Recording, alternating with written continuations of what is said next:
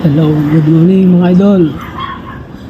Nandito na naman tayo, magkakabit na naman tayo ng mga roll up. Eto.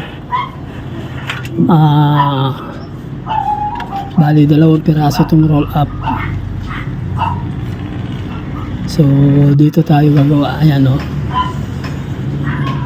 Ang gandang bahay. Ang galing na architect ng nagplano nito. Ayan o, 4 na palapag. Dito natin ikakabit yung roll up. So ito na muna ang unahin, isang malaki. Ayan. Ayun, may isang maliit, mahuli lang muna. Pag-isipan daw muna kung nilalagay dyan. So ito, tirahin na natin. So mabilis lang naman ito.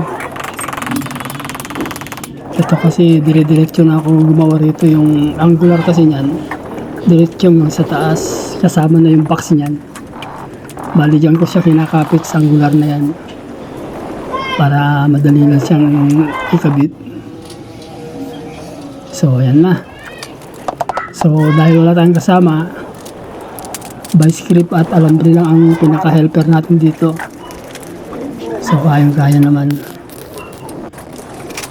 Kailangan i-pulvers natin maigit to para iwas yung bagsak. So ayan na, salpak na natin itong mga dahon. So napakadali lang naman itong isalpak. Kahit mag-isa mo, kayang-kaya mo to kasi nga magaan lang naman ito. Basta may diskarte ka lang, kaya mo yan. Tingnan nyo, napakadali lang. Napakasimple. Kaya kailangan dyan smooth ang bukas natin dito. Kasi nga may mga babae rito na nakatira, kailangan daw malambot. So iset natin yung pinakamalambot na pamamaraan dito. So ito na yung pinaka-handle. Bali isa na lang. Ito yung pinaka-bottom. So ayos na. Ayan o, ang lambot. Kahit bata, pwede niyang bukas yan. Yan lang o, simple lang o. Basta maganda lang yung bilang. So, kabit na natin yung mga sidings sa mga padlock holder. Ayan. Dito na tayo sa mga padlock. Ayan. Ayos na. Cover na lang.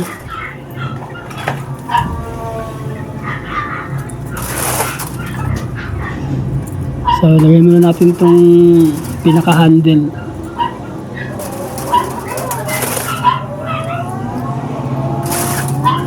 Dito kasi dito nila hinihila sa binababa yung pinaka-hawakan.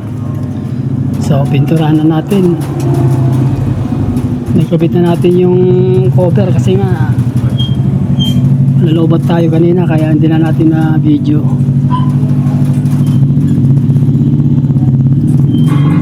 Mabilisan lang, saglit na ko lang kinabit to. Ayan, tapos na. So, ayan na po, tapos na po. Ayan o, napakadali. Smooth na smooth.